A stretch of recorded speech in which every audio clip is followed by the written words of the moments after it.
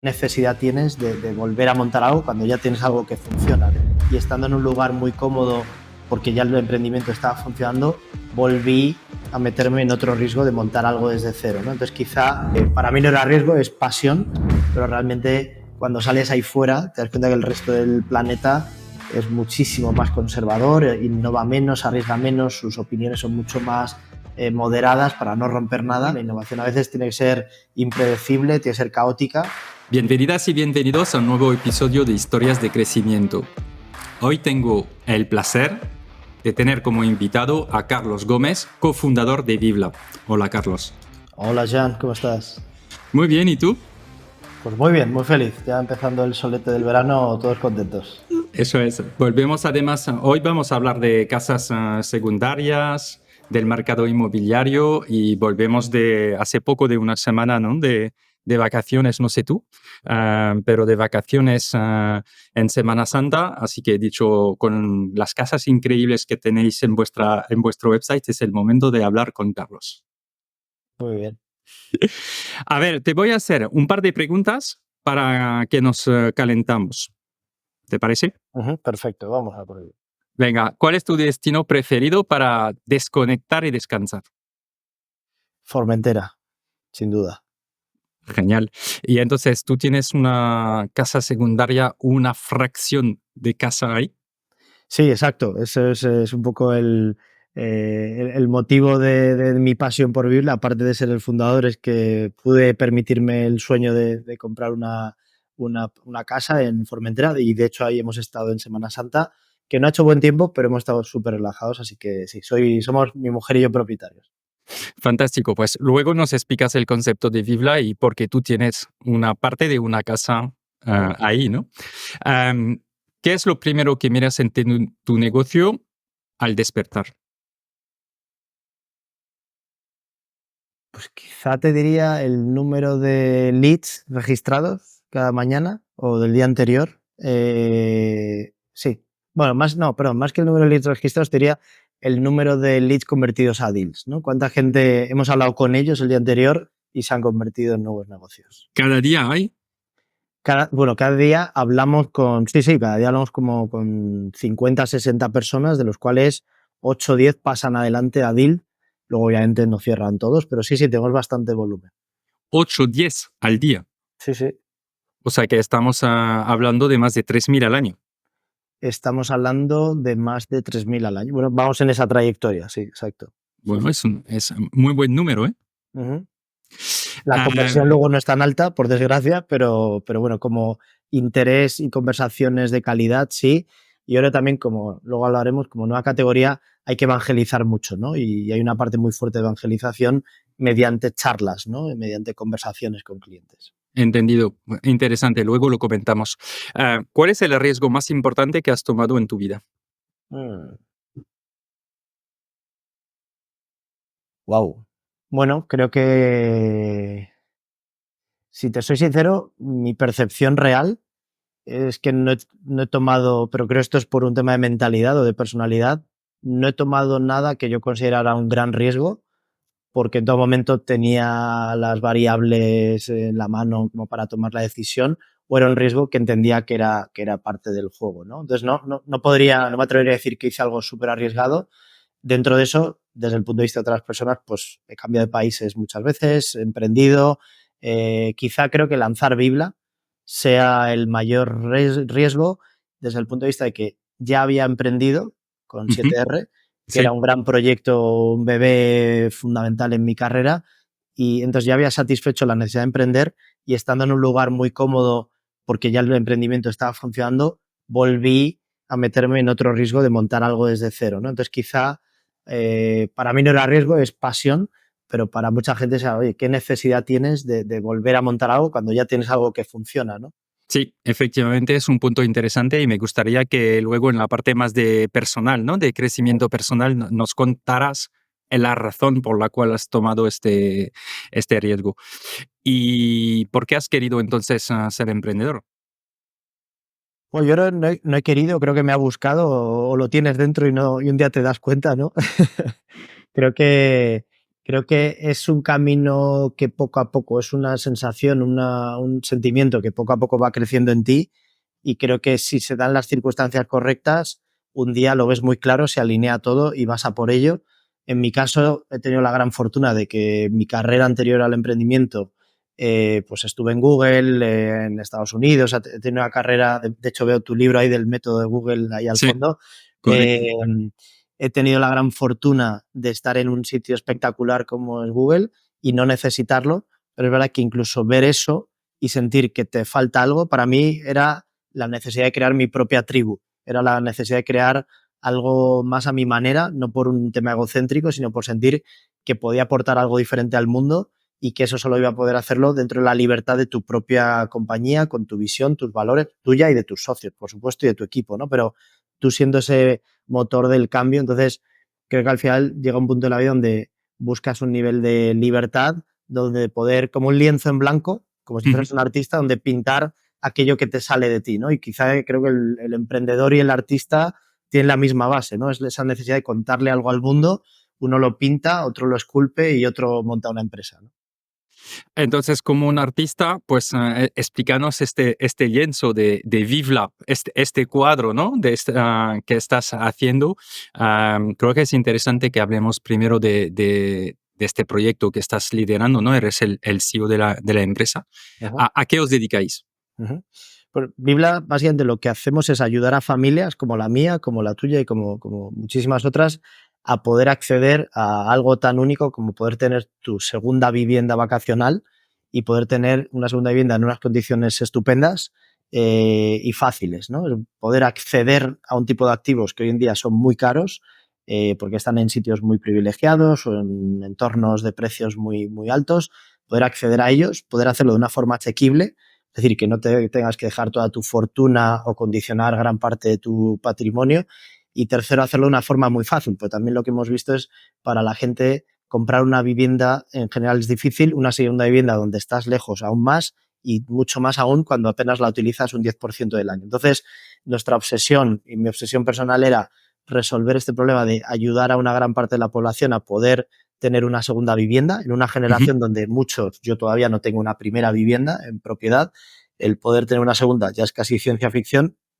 La obsesión de Biblia es ayudar a hacer esto creando una forma diferente de hacerlo. Esta forma diferente lo hacemos a través del modelo de la copropiedad, donde básicamente, igual que el modelo del coworking se ha establecido en el mundo oficinas, o el modelo del co-living se ha establecido en el mundo de primera vivienda, o el modelo del car sharing se ha establecido en el uso de coches, creemos que la copropiedad de vivienda vacacional es una nueva categoría que ha venido a quedarse y que lo que permite es que puedas tú disfrutar al 100% de la casa cuando la necesitas, que normalmente no son más de 4 o 6 semanas al año, sintiéndote propietario al 100%, pero no teniendo que haber invertido el 100%. Entonces, pudiendo invertir desde un octavo o un cuarto de la propiedad, eres propietario bajo ley, vas al notario, lo dejas, o sea, tienes un título de propiedad real, si quieres Ujú. luego entramos ahí, pero además vas a poder disfrutarla de un montón de semanas al año, el uso normal que le daría un propietario, y además sin tener que encargarte nada porque ya Bibla no solo la compra, la prepara, la reforma, la decora, sino que además la gestionamos. Y eso nos permite dar un servicio nuevo que no existe en el mercado, que es el poder disponer de una experiencia más parecida a un hotel de 5 estrellas, pero en tu propia casa, una casa que sientes tuya, sin tener que encargarte de nada, ¿no? Y al Increíble. dividir los gastos entre varias personas, pues obviamente es muchísimo, muchísimo más asequible tanto en la compra como en el mantenimiento. Entiendo. Es verdad que tener una segunda residencia o vivienda significa no ocuparla la mayoría del tiempo. Básicamente porque cuando tenemos familia, los niños tienen cole y ya es una dificultad. Bueno, ¿No? estás más limitado, ¿no? Oye, si yo fuera interesado, o sea, primero hay que decir que a nuestra audiencia que vayan a ver vuestra web porque las fotos y las casas son espectaculares. O Ujú. sea, que entras en Vivla y tienes ganas.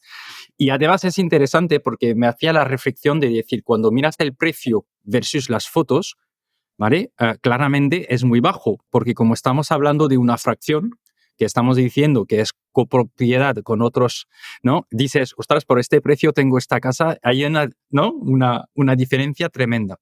Ahora, imagínate que yo tengo 250.000 euros o vamos a decir un poco más, 500.000 euros, ¿vale? Y tengo dos opciones. O me compro una casa secundaria o puedo mirar el modelo de Vivla. ¿Qué me dirías? ¿Qué me dirías?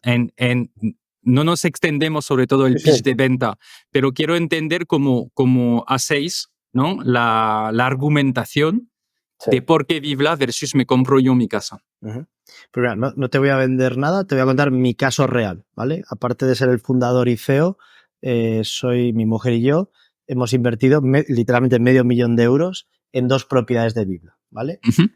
Por un lado, hemos comprado una propiedad, una participación de una casa en Formentera, una casa de más de 2 millones de euros, una casa de ensueño, que en mi vida podría haber imaginado ser propietario, y una casa en Vaqueira, un apartamento más pequeñito, pero muy cerca de las pistas.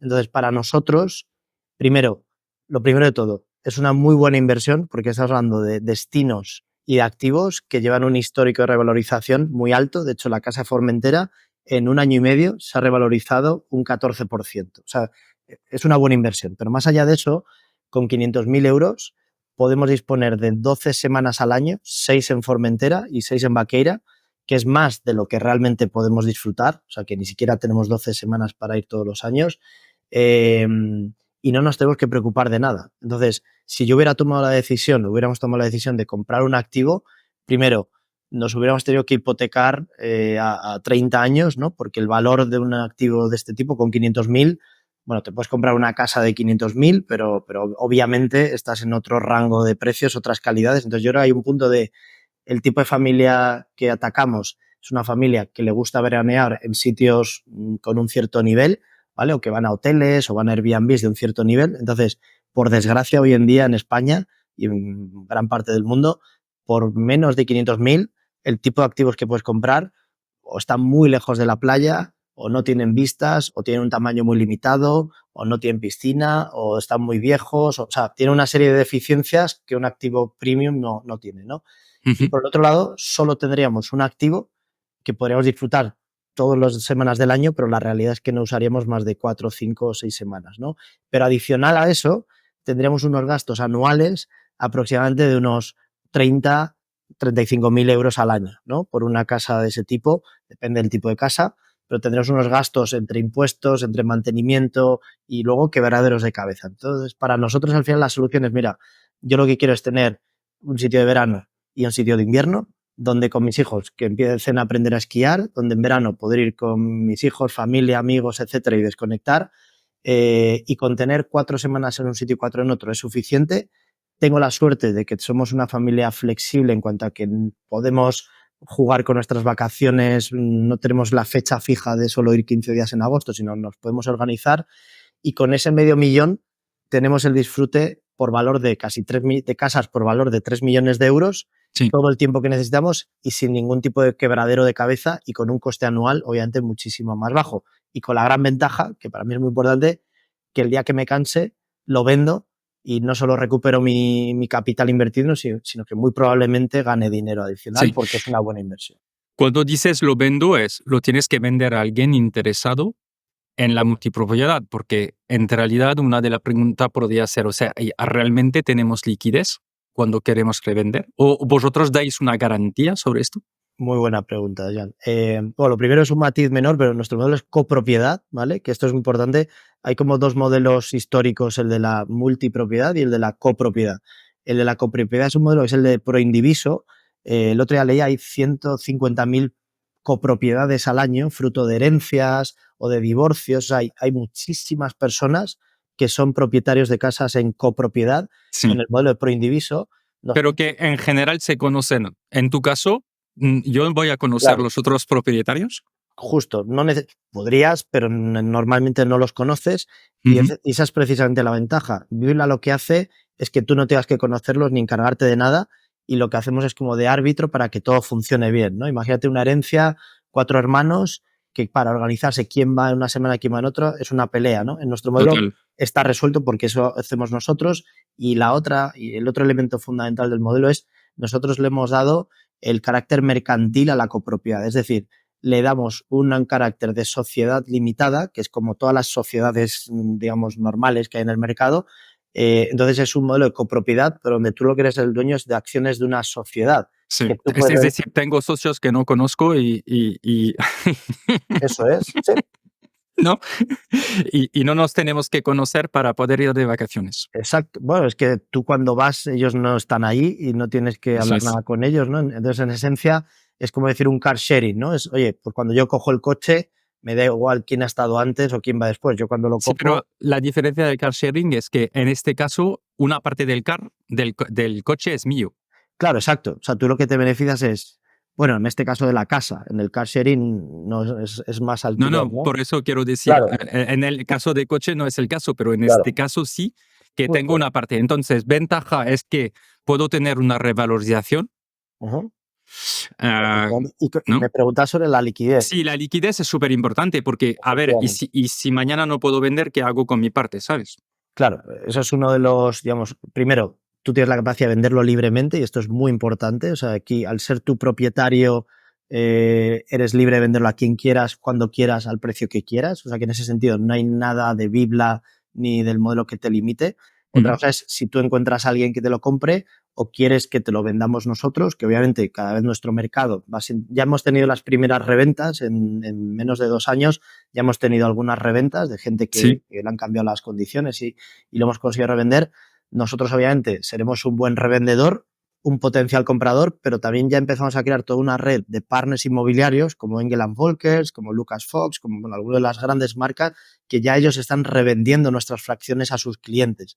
Por lo cual yo creo aquí lo interesante, obviamente, como toda categoría nueva, tardará un tiempo en que se haga absolutamente masivo, sí. y quizá masivo no es la palabra, pero que se haga más popular.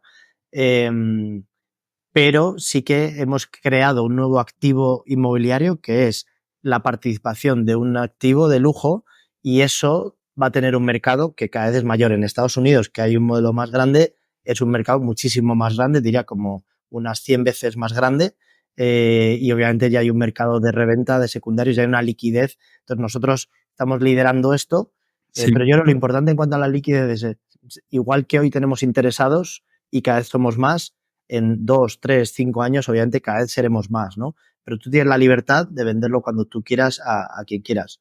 ¿Vale? Y si se pusieran de acuerdo, podrían todos llegar a vender la casa al 100% y se liquidaría la casa entera, por supuesto. Mm, ¿Vale? mm. Ok. Una de las ventajas, ¿no?, del mercado inmobiliario en general a nivel de inversión es el apalancamiento, ¿no? Es decir, voy a utilizar un banco que me va a financiar para poder al final tener un activo. Uh-huh, En el caso de una casa secundaria, uh-huh, si pones a alguien que alquila tu casa, tú no puedes ir, que es un problema esto. O uh-huh, tienes que encontrar un modelo que sea más tipo Airbnb, ¿no? uh-huh. ¿Cómo, o sea, tus clientes no necesitan apalancarse? ¿Pueden alquilar las semanas que no van? ¿Cómo funciona esto para financiar Sí. esta compra, sabes? Sí. Permitimos el alquiler de las semanas que no utilicen ellos, lo pueden alquilar, con lo cual es un modelo que sobre todo te permite compensar los gastos anuales, no es tanto un modelo destinado a generar un motor económico de inversión, pero sí a reducir los gastos de mantenimiento a cero, ¿vale? Y además sí permitimos, o sea, no permitimos la financiación del activo, ¿vale? Porque preferimos que los clientes entren por adelantado con la inversión. En este caso es un tema de evitar que haya ningún tipo de morosidad dentro de la sociedad, ¿vale? Si alguien estuviera con una hipoteca, podría generar un riesgo de morosidad para el resto. Entonces, para eliminar eso y porque la realidad es que tenemos un porcentaje de clientes muy alto que están prefiriendo invertir su cash, ¿no? Al no ser una vivienda de necesidad, como una primera vivienda, en muchos casos depositan la inversión aquí como una inversión que prefieren que se revalorice, entonces no están tomando préstamos. Si ofrecemos préstamos de carácter personal, no hipotecario, y no lo están utilizando tanto como creeríamos. Aparentemente, y no es solo Bibla, sino el mercado inmobiliario, estamos viendo que en los últimos años se está poniendo mucho ahorro en el mundo inmobiliario, porque como el resto del mercado de inversión no es tan fiable para mucha gente, prefieren invertir en inmobiliario, ¿no? Entonces, por ahora, toda la inversión se hace directamente por adelantado en efectivo. Si por detrás los clientes toman préstamos, ya es algo que podemos facilitar, pero que en general no lo están haciendo. ¿vale? Ok, o sea que es una inversión ¿de cuánto? 150 a 300. De 100 a 300.000 euros. Ok, que tienes que tener para poder... o sea que realmente no es una inversión inmobiliaria con apalancamiento aquí. El objetivo es disfrutar de esas vacaciones y tener una casa, ¿no? Con dinero que ya tienes para, Eso para, es. para, para segmentar. Am, entonces, ¿cómo ganáis dinero aquí? Ujú. Pues nuestro modelo en esencia tiene dos modelos dentro del modelo. Uno es el modelo transaccional de compra y venta de activos, es decir, nosotros encontramos los activos, los transformamos, es decir, le metemos toda una capa, aparte de comprarlo con todo el análisis riguroso, legal, due diligence, arquitectónica, constructiva, somos compradores profesionales, o lo reformamos entero o lo decoramos, le metemos toda la capa de servicios de Bibla para que sea una casa muy fácil de utilizar, que esté 100% equipada con todo, y lo vendemos. Entonces, en esa primera venta, obviamente, cobramos una comisión y luego gestionamos el activo y al cliente durante todos los años de vida que quieran estar con nosotros. Pues a priori pueden ser 5, 10 o eventualmente 30 años, ¿no?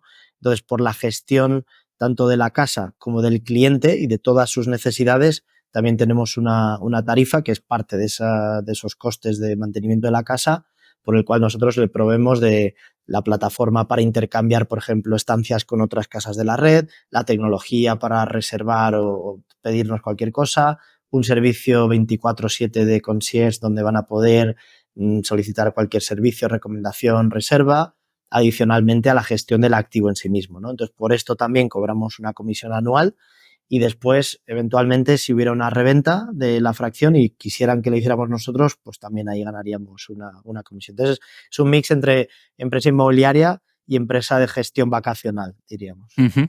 ¿Y las comisiones sobre la compra o la reventa, de cuánto estamos hablando?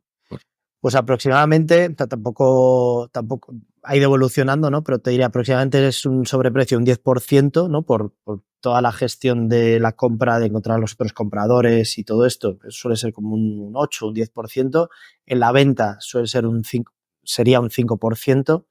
Y la comisión anual, la parte nuestra es relativamente baja, no llega al 1%, de todo lo que ellos han invertido, ¿no? Entonces, más o menos, un cliente nuestro sabe que por ser cliente de Bibla, por Ujú. comprar una casa con Bibla, va a pagar un 10% más del precio de mercado, pero 8 veces menos de lo que pagaría si la comprara de forma entera, ¿no? Entonces, si un piso está, un apartamento a 1.000.000 de euros, pues con nosotros va a haber un sobreprecio, que es el coste por nosotros armar toda la operación, traer a los clientes. Obviamente hay un elemento financiero muy relevante, pero nosotros compramos con deuda, no la vendemos al día siguiente, sino que tenemos que estar varios meses hasta que encontramos a todos los clientes y es la forma de compensar los gastos. Ya, ok. O sea, tú necesitas como mínimo, bueno, necesitas unos 8 compradores, ¿no? En realidad. O si no, uno compra varias participaciones, pero básicamente y esto cómo lo gestionáis, porque imagino que es una fricción, ¿no? Si tenéis ya 3 o 4, Ujú, primero, ¿cómo haces? O sea, tú compras la casa, la reformas y ujú. luego la vendes. ¿Es Eso. esto que he entendido? Sí, Vale. eso es. Con lo cual, desde el primero que compra ya entra a disfrutar de la vivienda y nosotros vamos incorporando al resto de clientes según van llegando. Vale, y cuando tú compras una casa, la reformas y la vendes, en este caso la tienes que vender a 8 personas. Eso ¿Y no es. sería más fácil de venderla a una persona y seguir con otras operaciones? Lo que quiero decir es que en tu modelo podría haber un modelo de seguimos con Vivla, pero hay un modelo de compramos más casas, sabemos reformarlas y venderlas y ganar dinero, que en general sobre flipping de pisos o de casas estamos en un 25%, pero Sí. tú ya tienes todo para hacer esto, ¿no? Sí, lo que pasa es que nuestro propósito, nuestra misión es aportar valor en otra categoría, ¿no? O sea, eso es un buen negocio, sin duda, y mucha gente lo hace. No encontramos tanto valor ahí. Nuestro valor precisamente está en dar acceso a esas personas que no podrían comprársela entera y que la hagan para un modelo de disfrute donde quieran tener una estabilidad a muchos años, ¿no? Entonces, creo que ese otro modelo que está fenomenal, pero está más orientado a lo mejor a un mercado de inversión inmobiliaria. Nosotros somos un modelo más de disfrute, ¿no? Es familias que lo que quieren es disfrutar del activo y donde el valor que aporta Vibla no es comprar y Sí, reformar, es la gestión del cliente, ¿no? entiendo la misión y entiendo lo que estáis haciendo, pero lo que quería decir es, tenéis ya conocimiento para atacar otro mercado que es Sí, sí. compramos, ¿no? Me atrevo a decir que seremos de los players ahora mismo con mayor conocimiento en España de compra de vacacional, no solo de compra, sino de análisis por el tipo de activos que compramos, que son muy singulares. Dudo que haya más de 5 players en España que sepan más que nosotros, o sea que sí, y de hecho encontramos muchas oportunidades muy sexys para invertir, pero yo creo que uno de los retos, ¿no?, de emprender es estar muy en tu foco, ¿no?, y estar muy centrado en tu nicho y no despistarte, porque hay oportunidades muy buenas, pero al final yo creo que a la larga, si no haces para lo que estás llamado, llega un día en que te sientes desconectado de lo que estás haciendo, ¿no? Y en ese sentido, tanto mis socios fundadores como yo tenemos muy clara esa visión, ¿no? Ok. También hay un elemento ahí, Jan, muy bonito, y a mí es el final que me motiva, es lo bonito de nuestro modelo es que generas una relación con un cliente a muy largo plazo. Y eres básicamente la empresa que has conseguido que compren su lugar de ensueño donde pasan los mejores días de su año, ¿no? Entre comillas, es como todo lo que trabajas duro durante todo el año es para pasar esos días increíbles de vacaciones y nosotros somos ese facilitador, no un verano, sino durante los próximos 5 o 10 años, ¿no? Entonces, la conexión que se genera con el cliente es como que nosotros ven como el genio de la lámpara, ¿no? Como gracias a Bibla hemos conseguido que un sueño que era inviable ahora sea real, ¿no? Entonces, eso genera una relación con el cliente que yo personalmente no había vivido nunca antes y he hecho otros negocios, pero es una relación muy especial, muy bonita, muy Sí, enriquecedora, ¿no? te creo y al mismo tiempo te diría que visto el tipo de casas que tenéis y el tipo de personas que tienen que tener 150 300 mil para invertir en 6 semanas, ¿no? Uh-huh. Y la tipología que me puedo imaginar, también debes tener gente exigente, que ya Súper. que tienen costumbre de tener cosas de lujo y que entonces están esperando que sus vacaciones funcionan perfectamente, lo que significa que no haya problema en la, en la casa, que, ¿sabes? Te estás generando como unas expectativas bastante elevadas. Y te diría, en Airbnb es un poco lo mismo, ¿no? Cuando vas en casas de lujo en Airbnb, Uh-huh. esperas que todo esté perfecto. Sí. Sí, con un gran matiz, y es un punto súper acertado. Hay un matiz clave y los nuestros son propietarios. Y como propietarios entienden la realidad de la gestión de una casa, la complejidad. Nosotros Sí, pero gestionamos su casa. les has vendido que no tendrían esta problemática, porque, ¿sabes? En el pitch es, y que entiendo perfectamente, porque yo lo he vivido y es verdad que, que cuando tienes una casa secundaria, tienes más problemas que gestionar a la llegada que de disfrute. Entonces, te lo compro totalmente, pero justamente si voy a tu modelo, es para no tener ningún problema, ¿sabes? Sí, sí, sí, sí. Sí, pero 100%, ¿eh? Y así, uno, tienes toda la razón, nuestro cliente es mucho más, es de un perfil más alto de lo que inicialmente esperábamos. O sea, tenemos clientes con un patrimonio muy fuerte que podrían comprar la casa entera, pero que apuestan por este modelo. Quizá esta es su segunda o muchísimas veces su tercera o cuarta vivienda. Simplemente prefieren no volver a meterse en el rollo o en el problema de comprar una casa. Entonces, es gente de un perfil alto, de una exigencia alta, lo cual también es una suerte para nosotros, pues nos están enseñando muy rápido, pero al punto que decías, hay una labor inherente a nuestro modelo que es educarles en la realidad de lo que es ser propietario, ¿no? Entonces, sí que entienden que el nivel de problemas se van a reducir masivamente, pero entienden que hay una realidad que se escapa, no es que la casa, no es un hotel, ¿no?, que tú gestionas, es su casa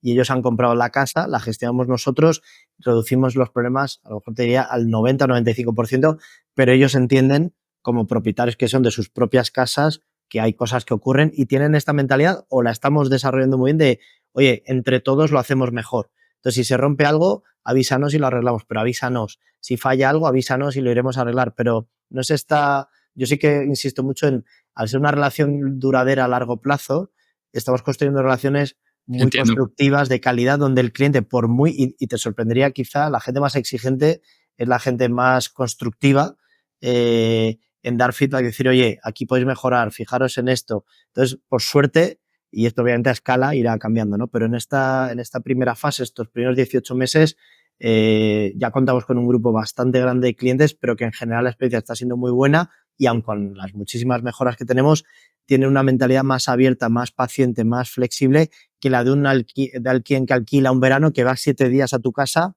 y que absolutamente espera que todo esté perfecto. Ellos, Sí. al haberla comprado y Sí, te compro que te sientes parte del proyecto, vamos a decir. Versus claro, cuando vas a un Airbnb dices, yo te he alquilado no, y aquí estoy esperando lo mejor que puedo tener, que he visto en las fotos, ¿no? Te lo compro completamente. Dicho esto, ¿cómo captas estas personas? Porque el reto aquí, imagino, en Vivla es de encontrar esos compradores que están buscando comprar una casa secundaria o tercera, como decías, sí. pero que al final van a ver un nuevo modelo que es el vuestro, que estáis evangelizando Ajá. y que acepten, ¿no? Entonces, ¿cómo captas este cliente?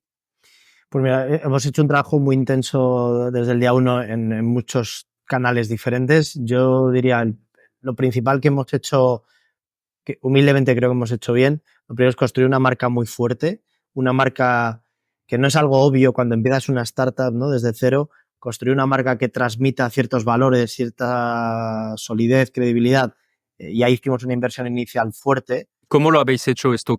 ¿Cómo pueden, imagínate que en nuestra audiencia hay personas que escuchan, que quieren crear Sí. su empresa y dicen, no, tenemos que crear una marca fuerte. ¿Cómo lo haces esto? ¿Cómo Pues podemos aprender de ti? Pues ahí hice algo que no había hecho nunca y que es bastante contraintuitivo para un startup, para un emprendedor, empresario joven, y es gastarte dinero en una agencia de marca que te haga un muy buen proyecto de marca. Siendo consciente que hay una serie de retos que al principio tú no eres capaz todavía de identificar, y eso es cómo la gente entiende tu marca. Tú como padre de la criatura tienes, o madre, digamos, tienes muchas formas de ver a la criatura, pero un externo puede ver tu marca a un nivel, sobre todo este tipo de talento del mundo de agencias. Entonces, contratamos a una agencia top de Barcelona que hizo un trabajo estupendo y obviamente ellos te ayudan a elevar la marca a un sitio donde tú ni siquiera te la imaginas, ¿no? Te ayudan a soñar. Es como si viene un cazatalentos y ve a tu hijo y te dice, no, su hijo un día será una estrella del fútbol. Tú no lo puedes ver, pero ellos igual sí lo ven, ¿no? Pues esto creo que fue un acierto y fue una inversión fuerte, creo que fueron 30.000 euros, que para una fase inicial parece una locura. Ahora puedo decir con mucha alegría que estuvieron muy bien pagados y que con el tiempo pues se ha demostrado que estuvo muy bien invertida esa cantidad de dinero. Después, Es verdad que en vuestro caso, bueno, luego me dice, guarda lo que ibas a decir, ¿no? Pero es verdad que en vuestro caso, siendo un tema inmobiliario de confianza, uh-huh, aquí tienes que tener una marca fuerte, ¿no? O sea, uh-huh, porque la duda que puede haber es si Vivla no sigue, ¿qué hago con mi participación? uh-huh. Entiendo que es una SL que puedo revender y todo esto, ¿eh? Y que es una casa que está detrás. Pero es verdad que la confianza en vuestro caso es clave. 100%, 100%. Y eso lo teníamos clarísimo. Dos matices adicionales, aparte de la marca. O si quieres, luego te cuento cómo captamos, pero creo que es importante entender desde el día uno, contratamos a Garrigues como socio en toda la parte legal. Como te he contado anteriormente, la innovación legal en nuestro modelo es muy importante y aparte de tener una marca fuerte, tener un modelo legal súper bien cerrado o súper bien atado era clave. Entonces, segunda cosa no obvia para un emprendedor es contratar al mayor despacho de abogados de España, pero también a la vez la marca más potente y obviamente pues, muchos de los talentos más brillantes en el mundo jurídico. Entonces, contratarles a ellos, que obviamente también, aunque fueron súper flexibles y han hecho un trabajo excepcional, pues costó más dinero del que una startup normalmente está acostumbrada a pagar. También fue clave para desde el día uno Garrigues, entre otros, poder contar, oye, estos son los socios con los que trabajamos y quienes han desarrollado esto. Esto también da un nivel de confianza muy fuerte, ¿no? Entonces, la parte de partnerships, tanto Garrigues como Saville Seguir Newman en la parte de tasaciones, como la parte financiera con Antbank como socio para poder dar préstamos, como otra serie de partners como Engel Volkers y otros del mundo inmobiliario. El rodearnos de partners muy fuertes también ayudó a generar esa confianza. Entonces, creo que eso como punto de partida es entender que éramos un modelo más cercano al mundo banca privada o a un mundo, digamos, de cierto nivel, nos ayudó a entender que nuestra creación de marca era más de brand que de performance, ¿no? Entonces, Ujú. hicimos mucha marca a través de PR, muchas apariciones en prensa, pudimos cerrar acuerdos con gente como Pau Gasol o como otras estrellas del deporte que obviamente nos han dado mucha visibilidad. mucha PR con nuestros partners, ¿no? Entonces todo eso ya generó un caldo de cultivo de confianza y a partir de ahí muchísimas redes sociales, ¿no? Redes sociales desde el ángulo del contenido, desde el ángulo de ads, ¿no? De performance. Y ahí la verdad nos costó un tiempo dar con la tecla, pero una vez que vimos la tecla, diría 6, 9 meses, empezó a funcionar muy bien. Los costes de adquisición son bastante bajos, o sea, son muy moderados para lo que es la industria. Es verdad que tienes que evangelizar, que estás contando algo nuevo, que mucha gente te entra sin entender exactamente qué eres, por muy buen esfuerzo que tú hagas en explicar que eres un modelo de copropiedad, que es un modelo de compra alternativa, que no eres una compra tradicional. Pero eso nos ha hecho entender, yo creo, un factor clave, y aquí igual entramos en terreno muy de detalle, pero entender que la adquisición del cliente no va por que se registre en tu web, sino que se registre en tu web es la forma de empezar a tener una conversación con esos clientes que a medio o largo plazo se convertirá en un deal, ¿no? Entonces, entender que aunque les apasione nuestro producto, no es un producto ni que necesiten ni que tengan urgencia por comprar. Entonces, muchas veces les puede cuadrar todo, pero no tienen el dinero o no están en el momento vital. ¿Y cómo generas esta urgencia? Porque al final, en todos los negocios, ¿no? Por ejemplo, en el mercado inmobiliario, si no compras ahora, quizás alguien lo va a comprar. En vuestro caso, esto, claro, ¿cómo lo giras en tu ventaja? Pues sinceramente creo que apostamos por la honestidad y por una relación sincera con el cliente. No generamos urgencia. No. Porque en este caso la casa es tuya, entonces tú tienes urgencia para venderla porque quieres girar tu dinero también, evidentemente, ¿no? Sí. Pero es que él entonces no tiene tanta prisa, excepto si le dices eres el último que puede comprar esta participación y tenemos 3 otras personas interesadas. Sí. Pero Bueno, ¿no? es así, Pero el también, segundo o el tercero no tienen tanta prisa.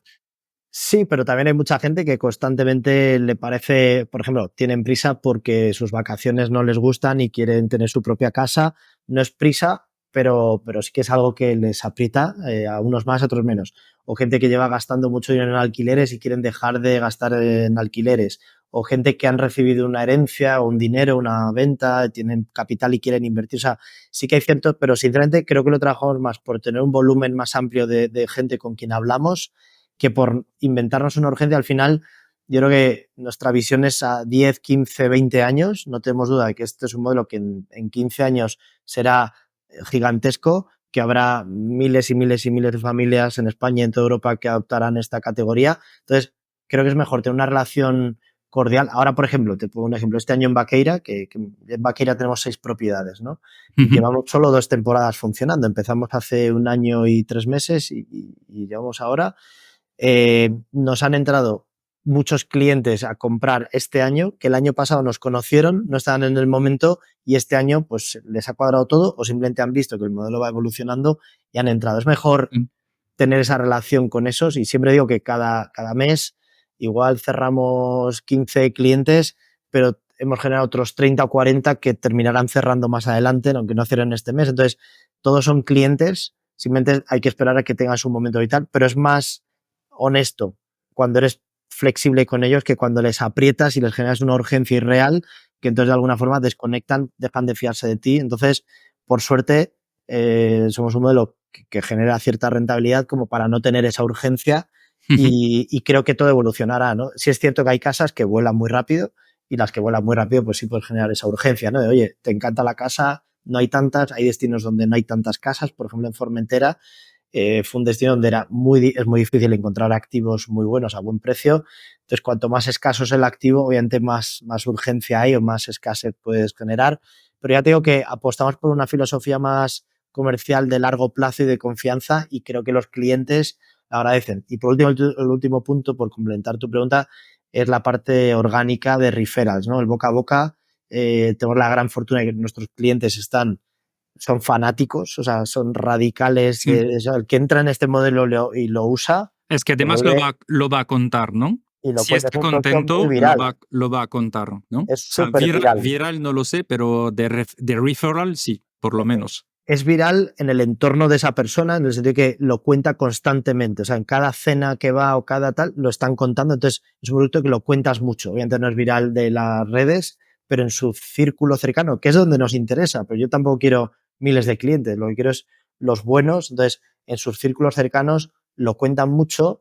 Aparte, si alguien se compra una casa en Ibiza, en Menorca, en Baqueira, es algo que vas a contar, pues oye, pues vente, te invito, qué sé yo, y de repente pues nos llega mucha gente, amigos de nuestros clientes. Entonces, esa ¿Y parte está... lo incentiváis esto? ¿Hay algún incentivo para el cliente? Sí, tenemos un programa de referrals bastante chulo. Básicamente, al cliente lo que le ofrecemos es un incentivo económico, tanto en stock opciones de Biblia, pues muchos clientes quieren invertir en nosotros como empresa, o en reducirle los gastos de mantenimiento, decir, oye, pues si viene un cliente, te damos esta compensación bastante atractiva, y a sus clientes lo que le vamos a ofrecer es que si nos presentan amigos que les cuadra el modelo, les vamos a invitar a que pasen un fin de semana en una de nuestras casas para que se enamoren. Entonces esto al cliente nuestro le atrae la idea de poder invitar a sus amigos a pasar un buen fin de semana, y a los amigos que ya han oído hablar del modelo, el poder ir a probar una casa, pues también les incentiva. Entonces este modelo está funcionando muy bien, y adicionalmente muchos clientes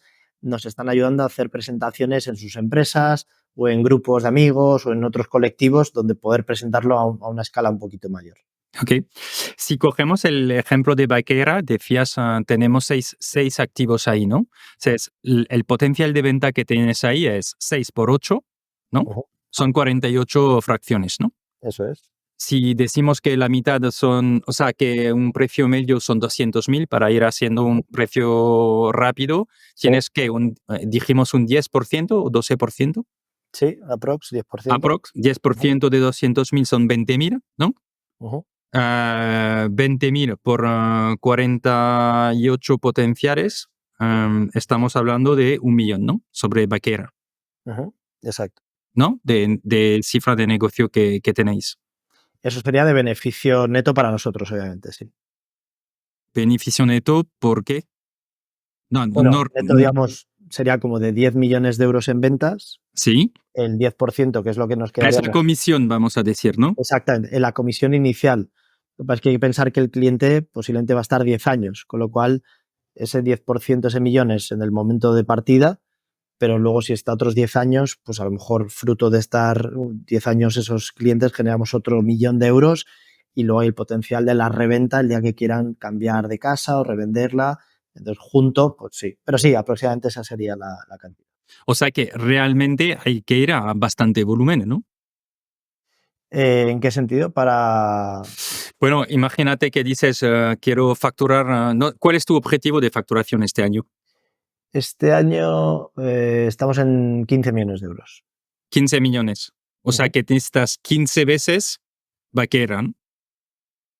15, bueno, perdón, esto es de facturación, obviamente. O sea, por eso te decía que no es lo mismo, la facturación es esos 15 millones, de eso nuestro beneficio, nuestro gross margin, digamos, nuestro margen bruto, serían ese 10% aproximadamente, ¿vale? O sea que tenéis un objetivo de comisiones de 1,5 millones. Exactamente, exacto. Ok. Vale. Ok. Aquí pues nos has hablado cómo captas, ¿no? Decías las redes y luego la parte de partnership, ¿no? Habéis desarrollado. Es interesante, ¿no? A mí yo he pasado por una experiencia que te conté antes y que has visto de intercambio de casas, ¿no? Y una de las cosas que, o sea, nos parecía la fórmula muy buena, lo era para la gente que quería viajar, pero había mucha fricción en abrir la casa. Esto es una realidad de este mercado, ¿no? Es decir, yo quiero viajar en otra casa, pero cuando yo tengo que dejar entrar en la mía, ya es una fricción más importante. Lo que sí nos dimos cuenta es que para crear este mercado, que es un mercado que existía y que queríamos democratizar, necesitas mucho tiempo, mucho dinero. Entonces, vosotros estáis creando también un mercado. ¿Cómo haces para tener esa paciencia suficiente cuando además te has financiado, ¿no? Porque nosotros vimos que o había que poner muchísimo dinero en nuestro mercado de intercambio de casas, Sí. Y que había que ser muy paciente y que este modelo financiándose pues tenía como una problemática importante, ¿no? ¿Cómo entras en un mercado así y vendes la oportunidad a grandes inversores que han entrado en vuestro capital, pero que tengan también paciencia. ¿Cómo consigues las dos cosas? Sí, muy buena pregunta. Yo creo ahí la clave de nuestro modelo, bajo mi punto de vista, y creo que con los inversores estamos muy alineados, son tres elementos. El primero es un negocio bastante más rentable de lo normal. Es decir, al estar aportando tal nivel de valor al cliente, ¿no? Como poder adquirir una segunda vivienda a largo plazo gestionada, el margen que tú recibes de cada cliente es bastante alto, ¿no? Si piensas en un ticket de B2C, si el ticket medio nuestro son 200.000 euros, solo en la transacción inicial ya estoy recibiendo 20.000 euros de ganancia como compañía por cada cliente, ¿no? Si a eso le sumas lo que dejan cada año, pues te está dejando un volumen que comparado con otros negocios te permite... ¿Cuánto dices tu cálculo? ¿Cuál era? Perdona. Sí, si un ticket medio son 200.000 euros Ujú. y recibo un 10%, pues son Sí, 20.000 euros casi, sí, no netos, pero bastante limpios sí, ya, que me sí, quedan por sí, cada cliente, ¿no? El coste sí, de adquisición está muy, muy, muy por debajo, con ok. lo cual me queda muchísimo de cada cliente, entonces escalarlo es más difícil, pero hacerlo rentable no es tan difícil, ¿vale? De hecho, no estamos tan lejos, de hecho, algunos meses ya hemos sido rentables últimamente, exceptuando el coste de la deuda, que es cierto que todavía, pero bueno, es también un tema temporal porque ahora la deuda es un poquito más cara. Pero lo primero es un modelo mucho más rentable de la media, ¿vale? Segundo, es un modelo de muy largo plazo, a diferencia de otros, aparte te deja un margen bastante razonable, el churn, ¿no? La tasa de baja es muy, muy, muy reducida y, o dicho de otra forma, el ciclo de vida de un cliente está por ver, pero podría ser desde 5 años a 25 años, ¿no? Lo normal es que cuando alguien se compra una casa está contento, pueda estar muy a largo plazo.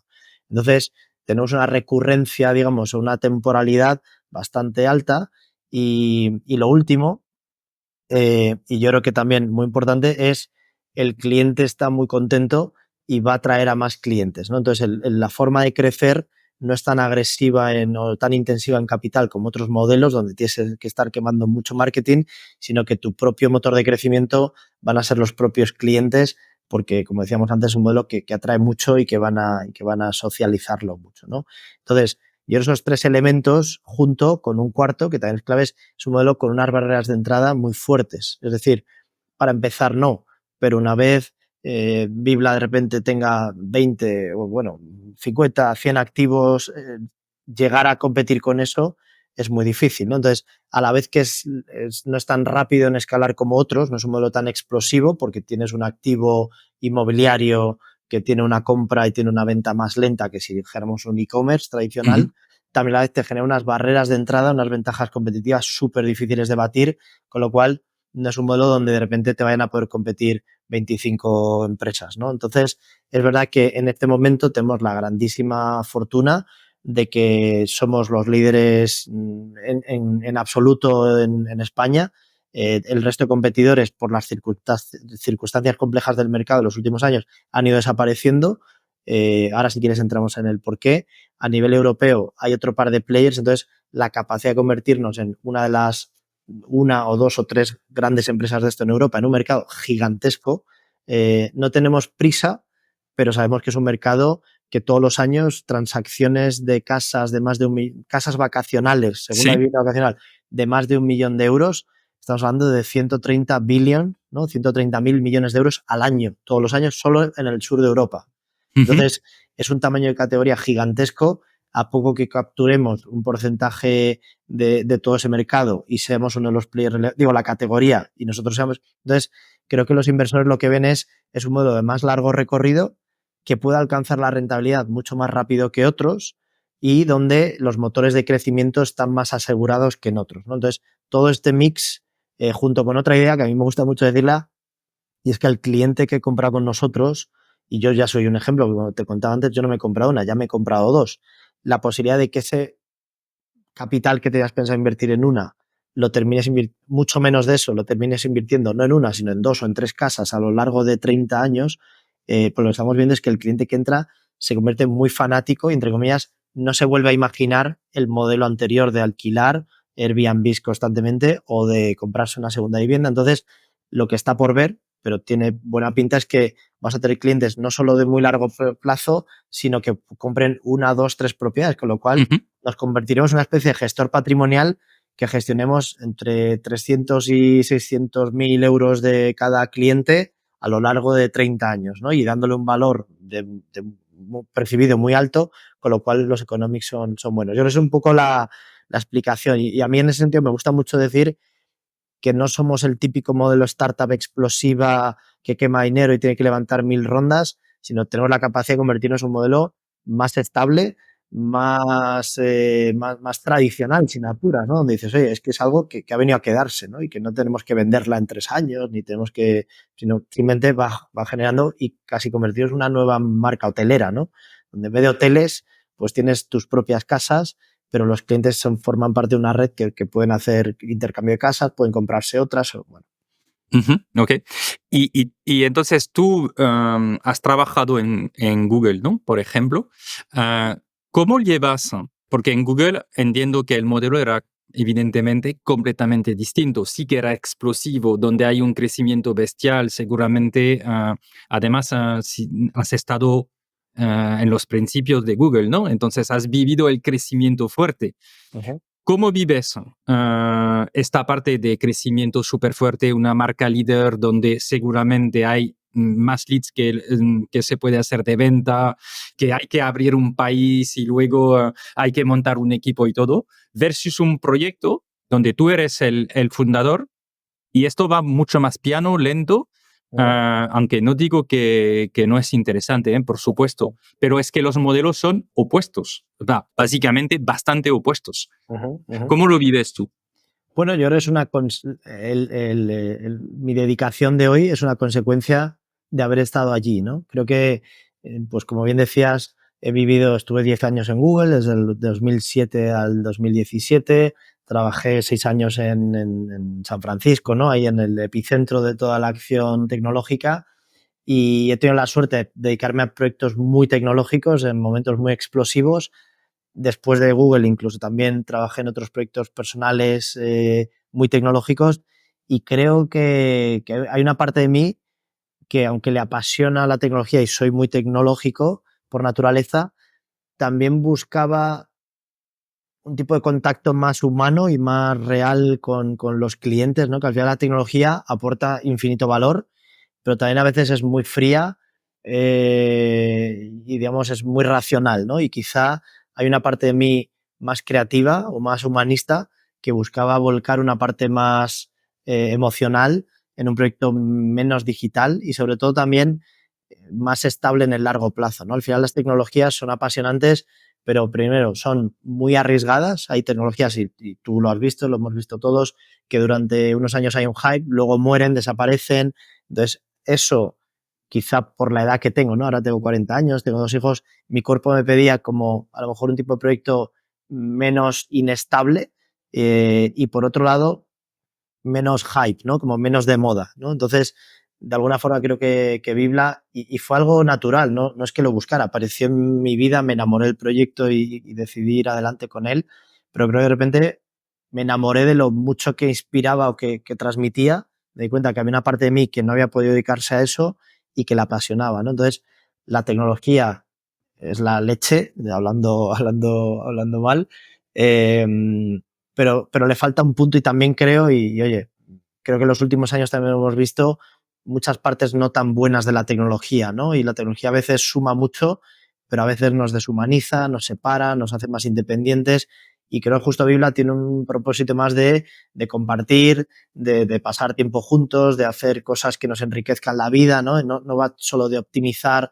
eficientar, hacer más rápido, que son cosas increíblemente buenas, pero también otra parte del humano, y que quizá en esta fase me parece más interesante desarrollar, ¿no? Que es la de, oye, y cómo estás viviendo tu vida, ¿no? Y qué haces con tu vida y en qué formato, con qué visión desarrollas tu familia, tus hijos, tus amigos. Entonces, creo que Biblia de repente es un proyecto como muy fresco o muy diferente que transmite esa serie de valores. Y hay un elemento muy fuerte para mí que es el de crear una comunidad, ¿no? Y creo que no tantos proyectos te permiten crear una comunidad. Aquí estamos desarrollando una comunidad de gente que le apetece llevar esto a más sitios y creo que no hay tantos negocios de comunidad. Yo tuve la suerte de trabajar en Waze, que creo es uno, si no es uno de los mayores proyectos de comunidad del mundo, Mm. y me apasionó y creo también buscar un proyecto donde poder crear esa especie de efecto de comunidad tribal, de llevar a la sociedad a otro sitio, y creo que Bibla representa mucho de eso. Entonces, son cosas muy diferentes. Luego, en cuanto a la velocidad que mencionabas, Google es apasionante, es una grandísima empresa, pero es una empresa muy grande y como gran empresa, al final las cosas no van tan rápido, ¿no? Yo creo que en el mundo de startup parece que todo va más lento porque tú eres el único que estás empujando cosas, pero la realidad es que todo va infinitamente más rápido, ¿no? Y tu percepción en el día a día es que cambian las cosas a una velocidad brutal y entonces esa sensación de velocidad creo que engaña, ¿no? Creo que desde fuera parece que el mundo tecnológico va muy rápido, pero si estás en una gran corporación, Sí. pues no todo va tan rápido, ¿no? Y yo buscaba también ese frenesí de crear algo desde cero que pudieras tú mover todas las palancas. Ya. Pues no, es interesante. ¿Qué has aprendido en Google Waze que hoy estás usando realmente en Vivla? Ujú. Bueno, yo creo que mi equipo lo sufre todos los días y es el rigor y la excelencia. Creo que, aparte de mi propia personalidad, es en sitios como Google o Waze, aprendes a ser muy excelente, pues estás rodeado de gente inteligentísima, brillante, que vienen de los mejores sitios. Entonces, el día a día normal es de un nivel de excelencia tan alto, desde estructura mental en cómo organizas una reunión, cómo preparas un documento, cómo haces una presentación, una estrategia. Entonces, ese nivel de excelencia ya lo llevo en el ADN como emprendedor y, por ejemplo, eso creo que mi equipo lo nota cada día, ¿no? Yo creo que esa es una. Otra, sin duda, es no tener ese miedo a pensar a lo grande, ¿no? Como nada se te hace grande, tienes, no te da miedo nada, ¿no? Como te atreves con todo y eso obviamente pues solo cuando has estado en sitios que te explotaba la cabeza de la dimensión, lo has hecho tuyo, lo has naturalizado y luego creo que la otra es Google, particularmente y Waze, como entornos muy innovadores donde se probaban y se tiraban cosas a la basura todos los días, pero eso era parte del ADN y creo que es más de lo que te das cuenta cuando estás allí, no te das cuenta porque lo normalizas, pero realmente cuando sales ahí fuera te das cuenta que el resto del planeta es muchísimo más conservador, innova menos, arriesga menos, sus opiniones son mucho más moderadas para no romper nada y es esa cultura de, oye, pues se dice algo y si mañana se cambia de opinión y se da la vuelta, no pasa nada y es parte del ADN innovador, ¿no? Y creo que muchas veces, hablándolo con mi propio equipo ejecutivo, a veces da una percepción de que no tienes las cosas claras o que cambias mucho de opinión y yo creo que no, que es lo que se llama innovación, ¿no? Y la innovación a veces tiene que ser impredecible, tiene que ser caótica, pero cuando la normalizas te das cuenta que la suma total agregada a largo plazo es que han ocurrido más cosas buenas que malas. En el día a día parece que son cosas malas, pero en el largo plazo, si no hubieras hecho eso, no habrías llegado a otro tipo de sitios, ¿no? Sí, totalmente. Y es verdad que o sea, el prueba de error es importante, ¿no? Cuando quieres innovar, si no te equivocas, es que no estás innovando, ¿no? Básicamente. Sí. Entonces es muy importante de poder probar, de lanzar experimentos, de ver lo que funciona, no funciona y no tener ninguna vergüenza de decir lo que no funciona porque lo has probado y has aprendido, ¿no? De cierta manera. O sea, tú también eres socio de 7R, ¿no? Sí, Ah, exacto. Sí, en, sie- siete, dime, di- dime. no, cuéntanos lo que es 7R en un tweet y para que nuestra audiencia entienda. 7R es el principal jugador de Corporate Venture Building, que es un palabra así muy sofisticado, pero básicamente es una compañía que construye startups desde cero en alianza con grandes empresas. Es una empresa que monté junto con mi socio Ángel Gutiérrez hace ya pues 7 años y pico. Cuando salí de Google, la visión en ese momento era muy clara y había muchas oportunidades de negocio de crear empresas desde cero con tecnología en sectores tradicionales, en sectores como el inmobiliario, el financiero, el educativo, el de los seguros, el médico, N1000, y lo que buscamos es un socio potente que tuviera una ventaja injusta, es decir, encontrar en ese socio qué tienen ellos, qué saben, qué talento, qué inversiones, qué recursos que puedan hacer una diferencia para no construir un PowerPoint ni un proyecto de consultoría, sino una startup de verdad, invertida, independiente, con talento independiente, que pudiera desarrollar un modelo desde cero y llevarlo a cabo. Eran modelos relativamente innovadores que estaban buscando un poco la frontera útil de la innovación, es decir, no lo que ya se hace, sino lo que no se está haciendo, pero lo siguiente útil a lo que no se está haciendo. O sea, no nos íbamos a cosas muy locas a 10 años vista, sino proyectos que estaban quizá 2-3 años por delante de donde estaba la empresa.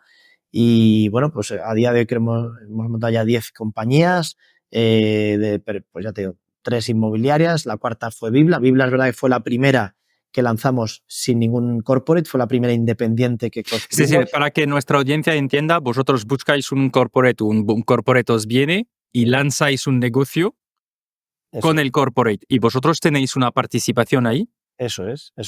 que, que, Nosotros, que suele ser, o sea, depende, en algunos casos ha sido el 50%, en otros puede ser el 20%. Nuestra vocación es que tanto el equipo ejecutivo tenga una participación muy relevante como el corporate, evidentemente. En muchos casos incorporamos inversores externos, independientes o privados, y al final hacemos un mix donde lo que buscamos es que la empresa salga adelante en las mejores condiciones y o bien se financie como una startup de venture capital o que se financie fuera o que el corporate lo integre, que también es un exitazo. A veces en un año y medio o dos el corporate ve que funciona y lo integra dentro y ese equipo se queda ahí.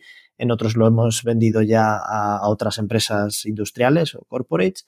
Entonces es muy interesante para el emprendedor, le da una oportunidad de construir una empresa con una red de seguridad y de gente muy top, pero hay mucho talento muy bueno en el mundo corporativo, que lanzar algo desde cero se le hace muy arriesgado, muy loco, muy inestable y buscan, y de verdad hay talento brillantísimo de 35, 40, 50 años que en estos entornos de más seguridad, dice, oye, de la mano del grupo Pascual o de la mano del grupo Antena 3 o 3 Media o de la mano de Amadeus, que son socios nuestros, me atrevo a construir algo, porque tengo gente muy buena, tengo inversión, tengo una visión clara y yo lo soy, soy un grandísimo ejecutor, me apetece ser emprendedor, pero a lo mejor no quiero arriesgármelo todo, ¿no? Y creo que el mundo del emprendimiento se ha vuelto muy complicado para el emprendedor como para que jugársela sea un deporte de alto riesgo, ¿no? Entonces, algunos estamos muy locos y lo vamos a seguir intentando 20 veces, pero entre comillas yo digo que el emprendimiento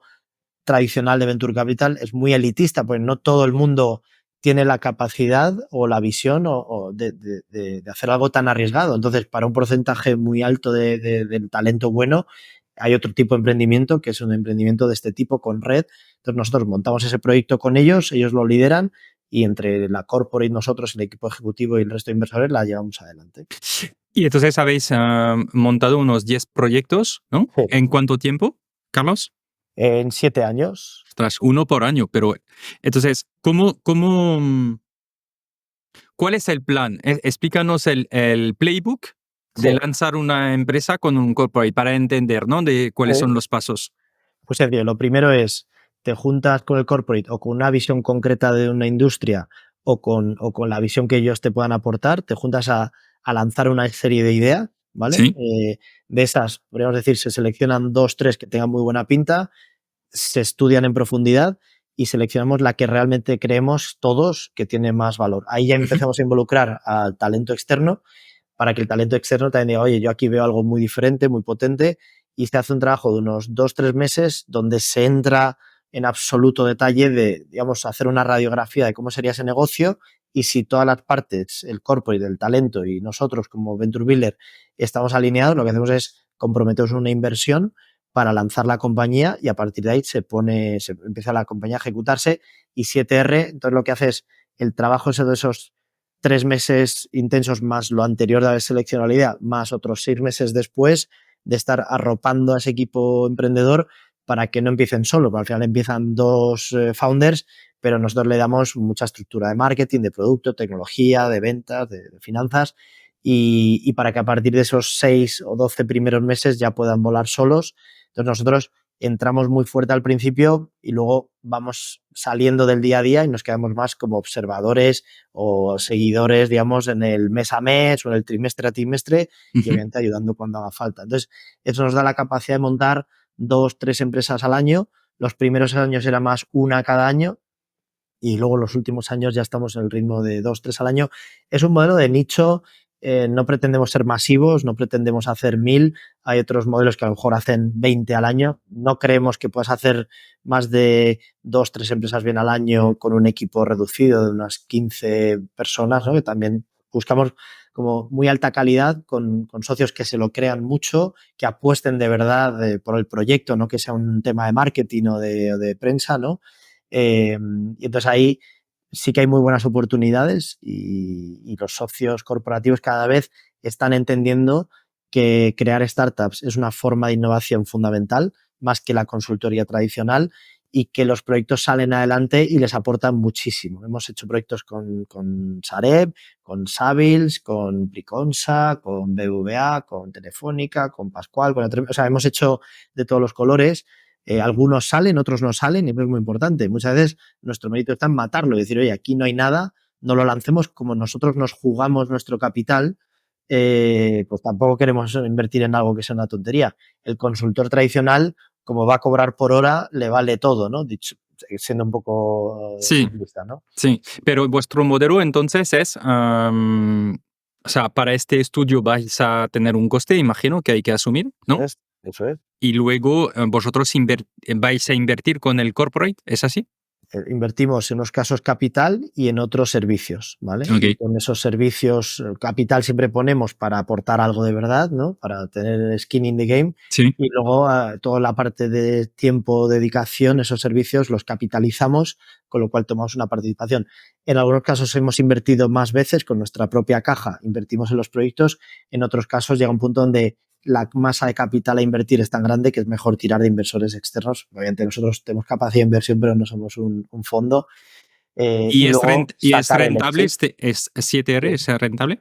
sí, sí, es súper. Desde el año 1 hemos sido rentables y sí, sí, es un modelo bastante, no solo rentable, sino muy atractivo, pues estamos creando mucho equity de muchas empresas que luego cuando se vendan o hay alguna transacción, obviamente, nos irán dando el motor para ir creciendo más, ¿no? Ok. Y tú, Carlos, que esto me interesa, ¿no? Porque tú estás dentro de Vivla Uh-huh. y también estás a 50% en 7R. ¿Cómo haces para gestionar dos proyectos que seguramente son bastante, sabes, que requieren bastante de tu tiempo? Sí. ¿Cómo consigues los dos? Bueno, la realidad es que yo estoy 100% o 250% de mi tiempo en Bibla. En 7R soy socio accionista al 50%, pero no me dedico, o sea, no dedico tiempo en mi día a día. Así que sigo siendo el socio, pero es mi socio Ángel y todo el equipo los que gestionan el día a día. Entonces, por suerte, eso fue un acuerdo que hicimos en su momento, ¿no? De yo crear este proyecto de Bibla, en el cual 7R tiene una pequeña participación, por supuesto, pero mi tiempo está mejor empleado haciendo que el pastel de Biblia sea mucho más grande, porque no da, o sea, eso sí que soy bastante práctico. Es muy difícil, al menos para mí, hay gente mucho más brillante, pero yo creo que cuando te metes en algo, te tienes que meter al 200%. Y de hecho creo que también, para mí personalmente, el entrar en Biblia fue una forma de centrarme solo en una cosa a la vez, full time, durante un plazo de tiempo más largo, ¿no? En 7R, Ok. cada año trabajamos en 6, 7 proyectos, algunos salían, otros no, unos ya se habían creado y es súper divertido, es de lo más divertido que he hecho en mi vida porque es muy apasionante, trabajas con gente increíble, pero Biblia es full time, Ok. solo esto. Entiendo. Oye, bueno, tú sabes que nosotros somos unos apasionados y formamos en tema de inteligencia artificial Uh-huh. y pues me encantaría tener tu visión, primero porque también has venido de Google y que hoy va a ser un actor importante, ¿no? Dentro de estos GAFAM que están apostando todos por la inteligencia artificial. Me gustaría tener tu visión sobre la inteligencia artificial, dónde ves tú que se puede aportar a una empresa y hasta a una startup. ¿Qué tenéis vosotros en mente? ¿Qué estáis haciendo? ¿Qué tú te gustaría hacer en el futuro? Tener este punto sobre la inteligencia artificial de tu parte, ¿sabes? Vale. Claro, lo primero te diría, la única cosa que me da pena de estar en Bibla es no tener muchísimo tiempo libre para dedicarme ahora. Es como uno de esos momentos de la historia donde me encantaría poder dedicar, no sé, 4 horas todos los días a estudiar muchísimo, a ir a un montón de conferencias. Eso que en mi época de Google podía hacer mucho, Ahora, por desgracia, no puedo y me da pena porque creo que es un momento increíble para poder dedicarse a esto. Y ¿Por aparte qué, luego, por qué piensas esto? bueno, porque creo que están haciendo un nuevo paradigma, una nueva forma de hacer las cosas, de pensar y entender el mundo y hacerte nativo de esto, es decir, entender las herramientas desde dentro, ¿no? No quiero decir que te hagas ingeniero de AI, pero sí poder estar muy al día de todo lo que está saliendo, leyendo, tocando, probando, te va a dar un punto de vista donde se te empiezan a ocurrir ideas de cosas a hacer. Yo, de hecho, soy director de emprendimiento en la Universidad Pontificia Comillas y ahora lo hablamos mucho con los alumnos. Digo, oye, tenéis la oportunidad brutal de ser los primeros nativos de esto y sobre todo, y más interesante, y voy un poco a tu pregunta, eh, como CEO, como CEO de una startup, ¿no? Sí que tengo la convicción, nuestra empresa tiene apenas 18, bueno, 2 años de vida apenas. Eh, Creo que es imposible ahora mismo entender cómo son los próximos 5 años de esta empresa sin entender que la inteligencia artificial va a ser una vía de crecimiento tan fuerte. Y digo tan, me gustaría pensar que la inversión es 1 a 1, $1 en personas, $1 en inteligencia artificial. Creo que yo soy bastante friki de la tecnología, con lo cual me autoeduco, pero creo que no es fácil u obvio con el frenesí del día a día, pensar que la inversión en inteligencia artificial está tan justificada como la inversión en personas, pero sí creo que si quieres construir el tipo de empresa que el mercado va a premiar con inversión o con crecimiento durante los próximos 5 o 10 años, tienes que empezar a aceptar que esa inversión tiene que ir 1 a 1. Entonces, es encontrar las palancas donde puedas, y sobre todo desde el ángulo de que la inteligencia artificial está yendo tan rápido que lo que hoy nos parece que no tiene sentido, en 2 años va a ser súper obvio, ¿no? Es muy fuerte lo que dices porque, o sea, es interesante además. Es decir, oye, ¿cuál es el dinero que estoy invirtiendo en talento, ¿no? Versus el dinero que estoy invirtiendo en inteligencia artificial? O sea, asumimos que tener sueldos y tener centenares de miles de costes anuales en talento es totalmente normal. Si ahora te diría tienes que poner 100.000 euros en inteligencia artificial, hay muchas empresas que dirían, pero ¿qué me estás contando? Totalmente, totalmente. Es así. Y de hecho, por ejemplo, con nuestro CTO, con Raúl, lo hablaba hace unos meses y digo, tu misión este año es ayudarnos a no contratar a 5 personas, ¿no? Es decir, introdúcenos inteligencia artificial de forma que podamos ahorrarnos 5 trabajos. Y nosotros, concretamente, en respuesta a tu pregunta, nuestro modelo es muy interesante, pues es un modelo muy humano, muy analógico, ¿no? Son personas que compran casas, que disfrutan de sus vacaciones. O sea, la experiencia real es offline. Total. Con lo cual, al cliente, y encima es un cliente, entre comillas, VIP, ¿no? Que busca un trato excelente, un trato humano, donde no me puedes poner con una maquinita a hablar, como diría un cliente, ¿no? Eso a mí dame un trato humano, que me entienda, que no. Entonces, creo que desde ese ángulo, lo que entendemos más como valor de la inteligencia artificial es en una optimización de nuestras operaciones, ¿no? No en tanto en aportar, ¿no? Entonces, ¿qué cosas hacemos, por ejemplo? Pues son cosas sencillas, pero que creo es importante forzarlas, desde hacer renders de todas las casas con inteligencia artificial, que es súper obvio, y me ha costado mucho introducirlo internamente, pero es que son miles de euros que te ahorras así. ¿No? Es decir, oye, de pedirle a un estudio que te haga 20 fotos de una casa, de 20 renders, hacerlo con Midjourney, que te queda casi igual, te has ahorrado 3.000 euros, ¿no? Eso, por ejemplo. Explícanoslo cómo lo hacéis un poco más en detalle. ¿Qué hacéis fotos de la casa y luego cómo lo hacéis esto de los Claro, renders? lo que buscamos al final es inspirar al cliente en cómo va a quedar la casa. Decimos, oye, esto no es el formato final de la casa, no es el diseño final, pero como podemos presentar proyectos anteriores, lo que queremos es que te inspires de esta reforma. Oye, pues la ventana va a quedar más abierta, más luminosa, un estilo más mediterráneo o lo que sea. Esto con renders siempre se ha hecho, los renders son muy caros y muy lentos. De repente, con esta tecnología, lo que permites es, en cuestión de minutos o horas, tener un catálogo de fotografías que te inspiran y te dan un nivel de credibilidad, te diría del 80%, que es suficiente. No me hace falta que sea del 100, me hace falta que el cliente lo vea y le funcione. Y encima lo puedo iterar y puedo aprender. Entonces, eso nos ahorra tiempo y dinero, muy, muy obvio, ¿no? Ahora, por ejemplo, esta semana estamos lanzando un chatbot de cualificación, ¿no?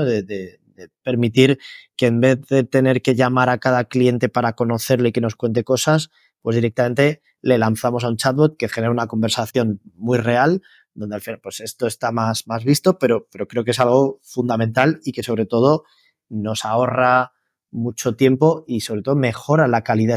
Es uno de esos pocos casos, creo, no sé si pocos es la palabra, pero es uno de esos casos donde realmente un bot te puede hacer una conversación más humana que una persona, ¿no? Pero de repente que te llamen por teléfono parece un poco agresivo, que te hablen en un chat y te pregunten por ciertos temas personales, pues puede ser más alegre. Entonces eso es otro. Estamos empezando a ver métodos de esto que se está hablando mucho últimamente, ¿no? De customer support, ¿no? Sí. Vía inteligencia artificial, de poder resolver, por ejemplo, en nuestro modelo tenemos un servicio 24/7 donde cualquier cosa, pues un cliente a las 12 de la noche cuando llega a su casa de Menorca te quiere preguntar la clave del wifi y se lo tienes que responder. Entonces, eso es una respuesta que una inteligencia artificial te la da inmediatamente. Una persona, pues tiene que tener una persona despierta, es un gasto. Y aquí impacta en otro factor importante que lo hablamos internamente, es la inteligencia artificial puede hacer más humana la empresa, porque no tienes que tener gente a las 12 de la noche un viernes despierta y eso te da calidad humana, te da cultura de tener una empresa de más calidad, ¿no? Entonces, yo creo que son ejemplos menores por ahora, pero yo creo en general estamos muy atentos, muy despiertos y como te decía, creo que hay que sobreinvertir tiempo y después dinero en querer hacerlo. Creo que lo fácil es esperar a que todo llegue. Creo para entonces, sobre todo creo que hay una ventaja competitiva en startups como la nuestra, es si tú lo implementas, yo realmente creo que puedo ser una empresa de gran escala con una plantilla de 40 a 50 empleados. O sea, donde antes, y esto es importante, Jan, hay mucho emprendedor que las vanity metrics le encantan, ¿no? Y ser 100 o 200 empleados como que te pone mucho, ¿no? Yo creo que te tiene que poner no ser grande, te tiene que poner ser eficiente, ¿no? Entonces, de repente, yo personalmente me apasiona la idea de equipos pequeños, de muchísima densidad de talento y creo que sobre todo porque vivimos en tiempos muy complejos con el talento, ¿no? Al final retener, atraer talento es cada vez más difícil, la rotación es mucho más alta, el absentismo es más alto, entonces tienes que tener muy poca gente muy buena en un entorno muy bueno y escalarlo con, entre otras cosas, inteligencia artificial, porque si no, el darle escala a un equipo te hace que el equipo sea más ineficiente, la cultura baja, la calidad del trabajo baja. Entonces, a mí me obsesiona bastante desde el ángulo más de cultura, ¿no? De tener una empresa pequeña, eficiente, que lo que no sea realmente core lo haga la inteligencia artificial. No quiero tener ni un humano en la empresa y esto lo aprendí de Google, de hecho, de Google no era inteligencia artificial, pero sí había ya muchas cosas desarrolladas. Google, si no era un trabajo core, estaba externalizado o automatizado, ¿no? Y aspiro a tener un poco la misma visión, que si no es core, lo haga otra cosa, sea inteligencia artificial o un proveedor externo, pero en la empresa solo tener el talento fundamental de alta calidad que mantenga un nivel muy alto de talento. Sí, sí. Es verdad que estamos viviendo una época increíble en el sentido que yo lo que veo con la inteligencia artificial es que refuerza los pequeños, da una ventaja competitiva a pequeñas empresas. Porque antes era pequeña empresa, menos recursos, menos dinero y entonces era muy difícil de competir con grandes empresas. Uh-huh. Creo que la inteligencia artificial está jugando para las pequeñas empresas y las medianas o hasta para una persona, ¿no? Vemos proyectos que están creciendo muchísimo con muy pocas personas, gracias a la inteligencia artificial. Entonces, esto rebate completamente las cartas. Además, si pensamos que las grandes empresas van a necesitar mucho más tiempo para formar sus equipos, hay una ventaja competitiva para los startups o los pequeños equipos. Efectivamente, ser más eficiente, necesitar menos equipos o simplemente ser capaces de hacer cosas que antes no podías, porque, pues, por ejemplo, ¿no? Tienes que buscar a talento, pues si no tienes una persona de recursos humanos, pues seguramente te puedes apoyar sobre la inteligencia artificial para crear las ofertas, para decidir cuáles son las personas que vas a elegir. Bueno, hay criterios ya que te pueden ayudar, ¿no? Uh-huh. Pues te daría un ejemplo tan sencillo. Mis dos hermanos son ingenieros, tienen una empresa de inteligencia artificial desde hace ya varios años, se llama Sentimer, y trabajan con clientes tan grandes como BVA a nivel global y son solo 2 empleados. O sea, 2 empleados. 2 empleados, tienen una empresa con una facturación muy potente, pero sobre todo dando servicio de inteligencia artificial a empresas como BVA a nivel global, ¿no? Increíble. Y están trabajando, digamos, solo 2 personas son capaces de hacer todo esto, ¿no? Pues tenemos que traer tus hermanos en este podcast. Pues sí, oye, yo creo que son bastante más inteligentes que yo y saben mucho más de inteligencia artificial, así que yo creo que sería Bueno, divertido. todos tenemos nuestro conocimiento. Muy bien, pues si te parece, pasamos a una parte quizás más personal, ¿no? Tú como emprendedor, ¿cómo equilibras tu pasión? Porque se ve que tú tienes pasión, tienes ganas de conseguir el reto que os habéis fijado, queréis crear un nuevo mercado, ¿no? Y Ujú. esto es mucho esfuerzo, mucha dedicación, imagino, excepto si me dices el contrario y si me lo dices, dame tu secreto. Pero ¿cómo consigues pues balancear esto con tu vida personal, con irte a Formentera o a Baqueira? Ujú. ¿Cómo lo gestionas esto?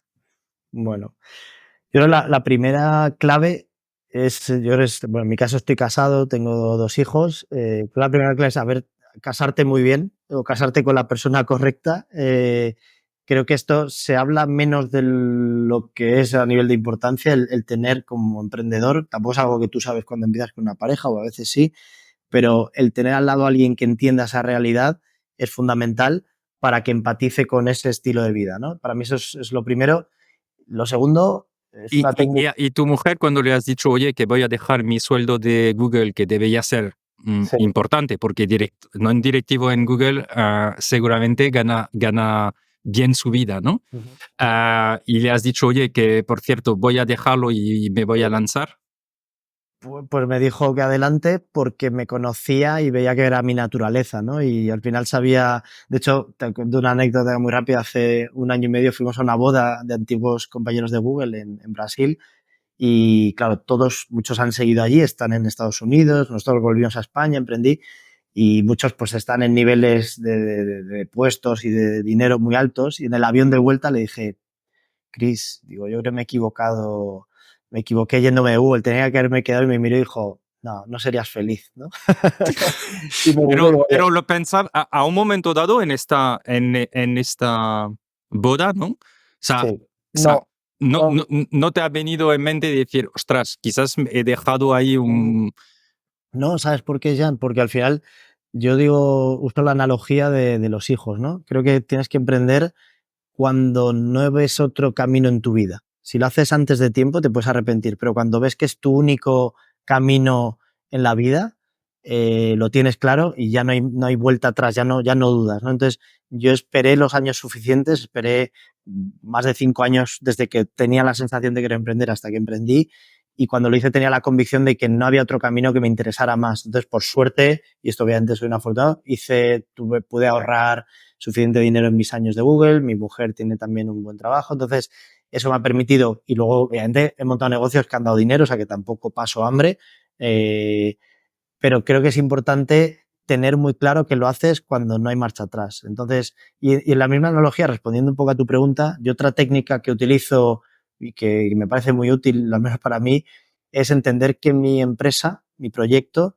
es otra familia, es otro bebé. No es algo que compite con mis hijos, es un hijo más, es parte de la misma familia. Entonces, igual que tengo un hijo y una hija que me requieren tiempo y una mujer, también tengo una empresa y es que todos dentro de la familia entendamos eso y que ni los hijos entiendan que el trabajo es malo y estar con ellos es bueno, sino que es todo parte de la misma ecuación y es darle esa normalidad, ¿no? Entonces, dentro de eso, creo que eso te hace hacer las paces con la idea de dedicarle tiempo, es simplemente, porque visto de otra forma, y esto ya, perdón si nos ponemos un poco filosóficos, ¿no? Pero a veces yo pienso que somos muy egoístas con la familia, ¿no? Porque a la familia le dedicamos mucho tiempo y está Ujú. genial, pero al final a la familia, ¿a cuánta gente impactas? A 2, a 3, a 4 personas, ¿no?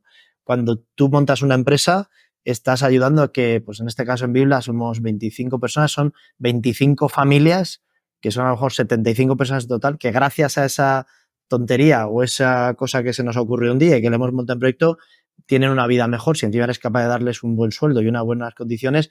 Entonces, mi familia es muy importante, por supuesto, pero joder, estoy ayudando a 70 familias o 30 personas más a que tengan su vida. Entonces, también es una misión en nuestra pequeña escala, es parte de tu misión vital. Es, oye, estoy ayudando y gracias a 7R, pues creo que hemos influido a más de 150 empleados que han montado sus proyectos de vida. Gracias. Entonces digo, oye, si fuera un misionero, mi familia está bien, pero mi misión de ayudar a estas... Entonces, creo que eso es importante Me verlo parece así. muy interesante lo que acabas de decir, porque creo que evidentemente no quita importancia a tu familia, pero también quizás no te sientes a veces tan culpable, ¿no? Eso es. Porque también estás impactando a otras personas, ayudando a otras personas, y me parece interesante como punto de vista, la verdad, y no se escucha mucho este discurso.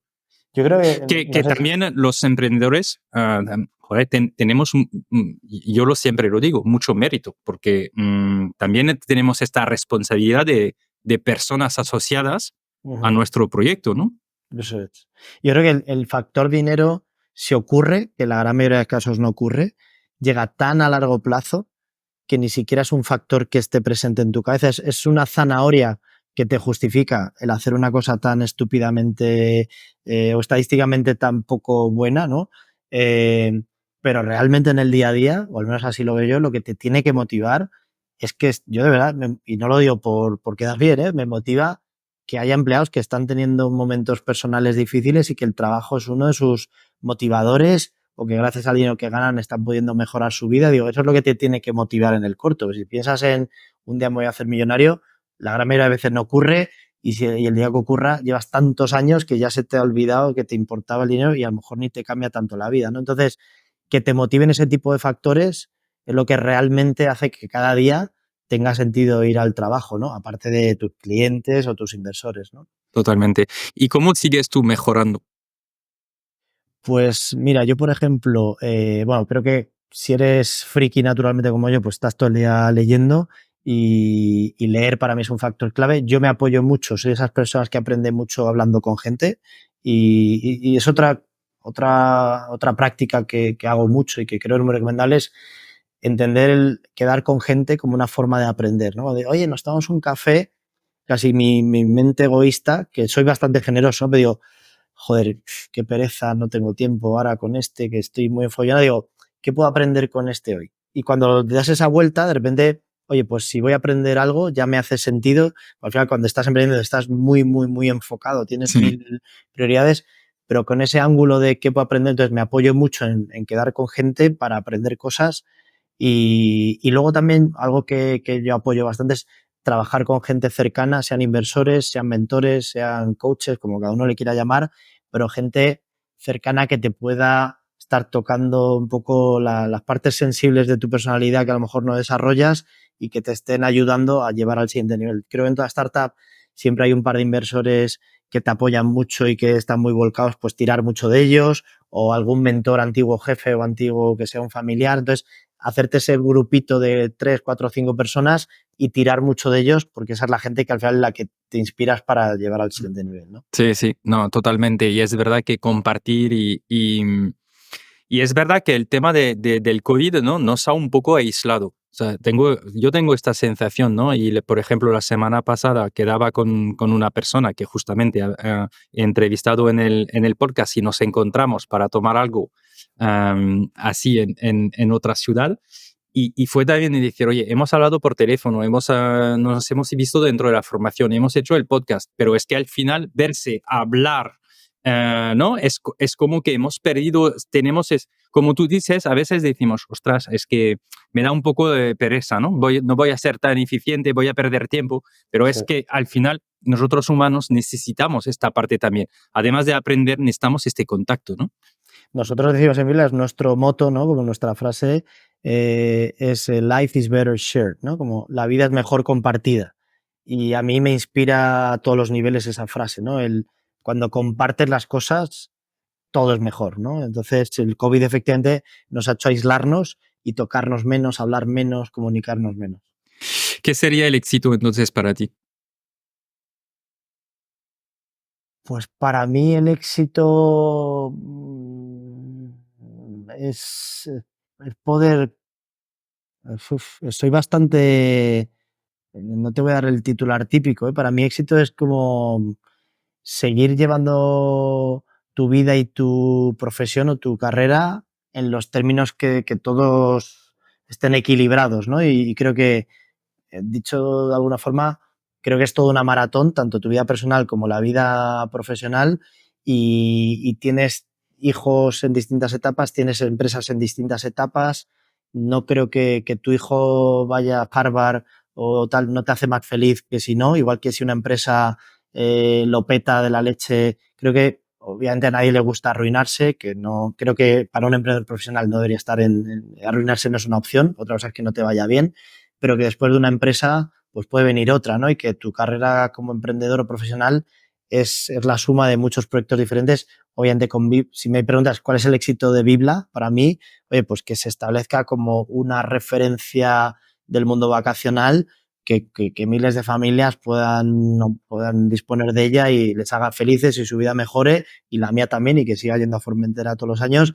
Pero en lo personal, me apetecería estar en Vibla 10 o 15 años más, pero si en 15 años tuviera que ser otro el que yo lo llevara y yo me fuera a otro sitio, también sería feliz. O sea que no, cada vez me separo más de esos clichés más startuperos prototípicos de no, llegar a ser un unicornio, no sé, quizá llegue, pero no es mi motivador, ¿no? Mi motivador está más que, porque al final creo que en el camino de llegar al billón o al unicornio o al éxito ese tal, mucha gente se pega muchas leches, muchas depresiones, y yo por ahora tengo la suerte de ser una persona feliz en un entorno balanceado y prefiero proteger eso, sobre todo creando algo que creo que genera valor y que está aportándole valor a clientes y a empleados y a mí mismo, ¿no?